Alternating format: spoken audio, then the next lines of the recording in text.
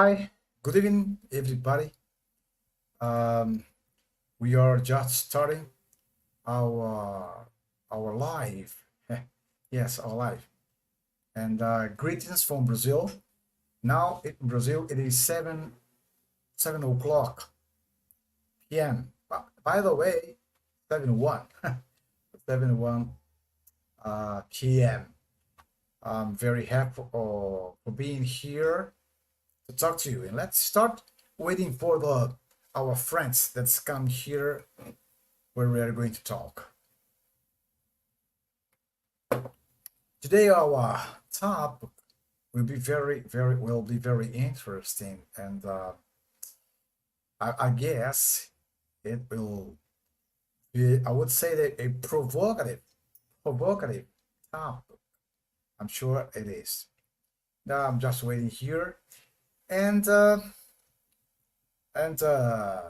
topic we are is why is mediation scary? Why is mediation scary? Let's waiting people just coming here. They're coming by, and I have a chat here, a private chat. People's coming. Let's see. Let's see. People's coming by the time.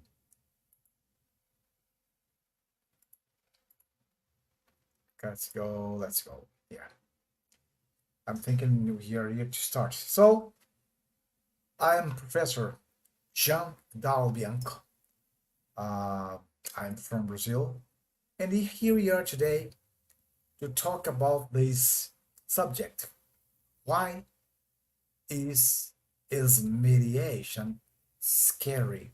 So I'm a mediator and I'm a conflict mediator, and I called myself, or I introduced myself as the architect of peace. Let's see. And after this calling, we are going to start. Let's go.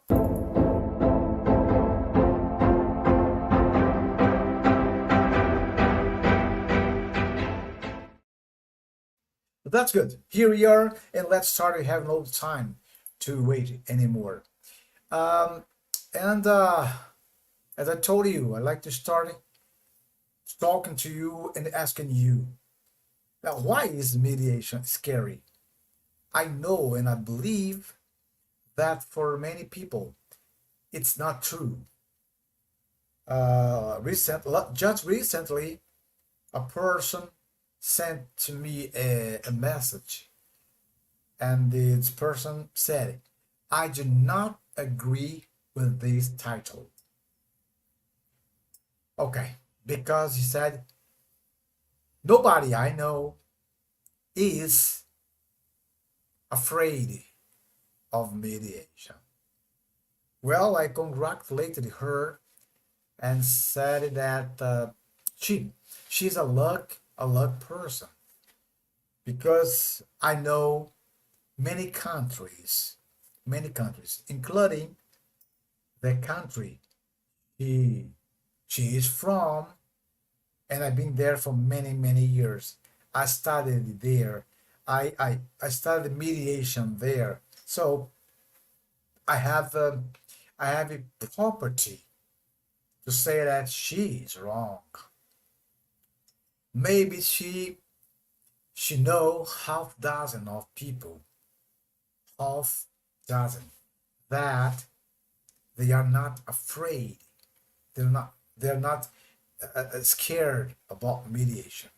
But the majority of people, they even, or mainly when they know about mediation, they they stay they stay a little bit afraid. And today, my intention is to speak about the seven uh, tips, or the seven behavior, or the seven reason, better is seven reason why is mediation scary. Very interesting. So let's start. Let's start by some topic. I believe that some point that I believe that's very important. And this point about mediation, I have seven, but I'm going to start to talk about mediation. What is mediation? Many people do not know what is mediation. Mediation, in a very short explanation, mediation, mediating a conflict is a technique, a method where a third part, a third person, called a mediator, who is neutral and impartial, and he or she is a person that the parts trust. This is very important to understand. A mediator is a person, third person, neutral and impartial, who the parties trust in. And his function is to facilitate the communication, because the conflict is nothing more than a lack, a gap in the communication. And the mediator does not say what's wrong, what's right. That's why he's neutral. The mediator does not say who is right, who is wrong. The mediator does not stand for one or for another one. He's impartial. The mediator will never say you're right, or you'll never say you're wrong. Never. The mediator has no power to interfere, informing or saying what is the right decision, what this is the best decision. No, it's not the role of the mediator. It's not the function of the mediator. And mediation is valued, I would say, like this, for its ability to serve to the main point is to preserve relationships with the mediation. And also mediation is faster than the court, and less costly sometimes, or the major of the time, than legal proceeding. And also the mediation offer a chance, an opportunity to the parts understands each other, and they use the most important point, that is empathy. This is, we all know, of course, we all know that mediation has gained ground, of course, been gained ground along the time in several areas: family mediation, commercial mediation, many areas. Despite, it's very important to remind that despite its advantages, some people still resist this method of conflict resolution. And in this talk today, my idea is, I'm prepared to explore explore much more the main reasons why this happened, resistance, why people um, believe that mediation is so scary. We have 7 points, and I'm going to start by the number 7. I would say maybe I would say the top 7. Catarina Monteiro, hello, good evening. How are you, Catarina? Good to see you here. Thank you very much. Thank you, real. Thank you so much. You've been here. Thank you. And this is the mediation. So we have 7. I'm going to start by the number 7 from the high to low. The 7th top reason why people are afraid, why mediation scary people. So in the top 7, I have the past negative experience. Past negative experience. Well, individuals who have had previous poor experience with mediation, where they felt the process was not effective, or that their interests, you can say that, were not respected, or maybe the real intent,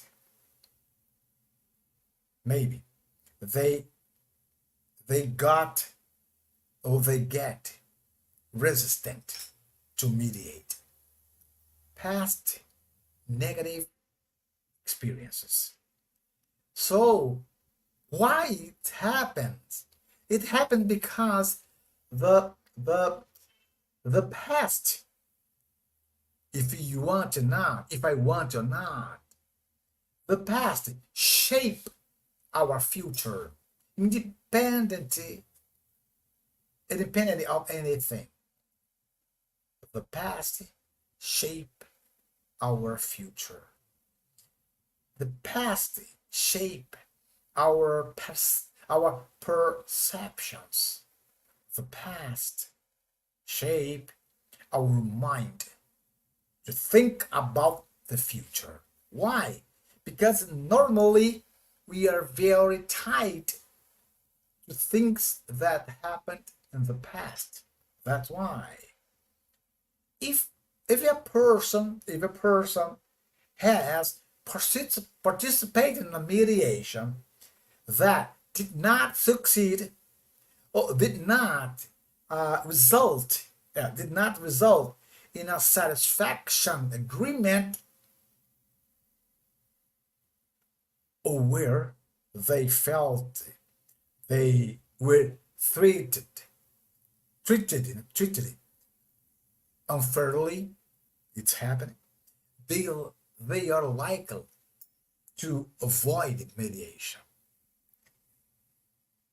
because they prefer another method, and mainly go to the court, go to the bar of the justice. Why? Because the past negative experiences. You know, I believe you agree with me that in this moment is not easy at all. If I was hurt in the past, I can wear a kind of a dress to be like a shield to be protected from situations like that one. So it is the number 7, top 7 past past negative experience situation. The number six, or the 60th reason is social or cultural pressure. We have been living in the social pressure for success, for a shape in the body, for having a lot of money, for being uh, for being all the time in the social media. In some cultures and some social contexts, mediation can be seen as a weak and not suitable way to resolve problems. And these situations, social pressure, take people to avoid it, to resist to it, because they say mediation is not for strong people. Mediation is for weak people. It is for people that do not have courage to fight. It's wrong. It's a very, very wrong thought. That's my opinion about that. Social rules and social and cultural law norm, of course, has its role in the society. Very important rules, because sometimes people are guided to to solve a conflict because the pressure of the society. You have to go to the justice. You have to go to the court. And remember, in mediation, there is no justice. In mediation, we do not speak the word justice. Why not? Because he who makes justice is the the state. Private, individual private has no right to make justice, okay, unless with their proper hands. That's not right. And when you live in a place, in an environment where aggressivity and and war are very, very worth, the mediation can be rejected. Mediation can be avoided. Why? Once more, I tell you, because mediation for many culture, for many societies around the world means, represents weakness, a signal of weakness. That's why the sixth, or the top six to be people why the people are scared with the mediation is social and cultural pressure. Number five, fear of exposing weakness or vulnerabilities. We are vulnerable. We are weak. Why do people need to show that they are strong all the time? Tell me why. We are human, and like a human, we are strong, we are weak. We cry, we smile, we get angry, we get peace. We are human. And um, during the mediation parts, they are provoked to discuss, to speak openly, clearly about their weakness, about their need, about their interests. And these things are considered for many people as a sign of weakness. That's it. And for many people, when you speak about yourself, about your word, about your need, you are exposing weakness and vulnerability. It is sad. The mediation processes we have to understand like that require honesty, require opening, to be clear, to be fair. And this kind of behavior may be sometimes frustrating for some person.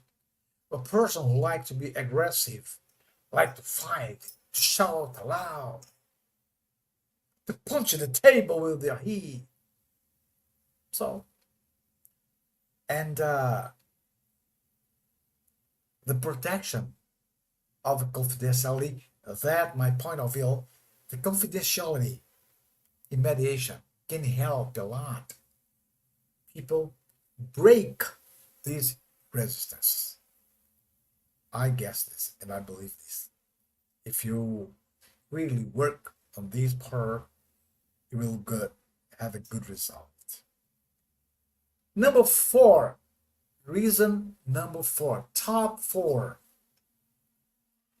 the lack of knowledge about mediation. The lack of knowledge about mediation. Many people simply they don't know what about mediation. Here in my country, Brazil, many people don't know, including lawyers. They don't know about mediation, including judge. They don't know. They just heard. They just have heard about mediation, but they don't know what is the power of bringing the culture of peace to the society of mediation. And this lack of knowledge about mediation can take people to reject the mediation.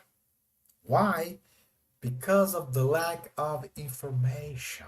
They do not have the lack of conscientization about the benefits of mediation, its efficiency, and it can represent an obstacle. Obstacle I do not like. I do not believe because I've heard some. You say many people say I've heard about it. It doesn't work for me. If you know mediation only about hearing, you don't know mediation. And we need campaigns, educational campaigns to tell the society that there are many other ways to solve conflict in peace without fighting, without being aggressive. The lack of knowledge, about mediation is the number 4th in the scale of 7. Now let's go to the number 3, the third top. desire of the desire for punishment and revenge. It's very, very common. Individuals who are emotionally hurt or who feel they have been deeply wronged, trapped by someone else, maybe wishes to punish, maybe wish to punish the other part by thinking a solution that causes harm or harm to the other, to punish to the other person through harm, through pain. Something that mediation does not do. The focus of mediation is on collaborating to find solution, not to provide solution. It's very important to know. Mediation aims at the reconciliation relationship, as I told you before, and the construction of solutions, construct solution that benefit both parts. However, when one part is motivated by anger or desire of revenge, the prospect of an friendly, amicable solution may be I would say unsatisfactory. Yeah, unsatisfactory. Because I don't wanna you say I'm sorry. I don't wanna to listen to I beg your pardon. No, I wanted to hurt you. I want to make you cry. Oh, what a pity. What a small thought. Very small, very little. Studies indicate that the strong emotion, such as anger, I'm very angry, can distort the evaluation of the conflict itself, and also can make you blind for peaceful solutions. Number two, I told you seven. Number two, top two, fear of losing control. Fear of losing control. Some people believe that when they participate in the mediation processes, they will be given up the control of the result. It is on the contrary. Parties are on the control. Parts are responsible in the process. If you are in a mediation where you are not responsible for all the control of the mediation, get out. It's not a mediation. It is something else, but it's not mediation. A mediator has no power to forbid, to prohibit that part take over the control, take over the mediation. And this perception of laws of power, maybe, or it is, I'm not saying maybe, it is one of the reasons for people resist to mediation. For people say, no, I don't want to mediate. In the mediation, parts, they have the opportunity to shape the result, to modeling the result. And unfortunately, the idea of a mediator will interfere or will influence in the process, cause afraid, make make the mediation scary. That is it. And the number one, top one. Now you will know why so many people say mediation is scary. I'm afraid of mediation. The number one, during all my research, during all my studies, is this trust in the mediator, neutrality and impartiality. People do not believe, they do not trust in the neutrality and in the impartiality of the mediator. Some individuals fear that the mediator, despite his impartial role, may be inclined to favor one of the parts. It is terrible. It is really a shame. But unfortunately, it happens.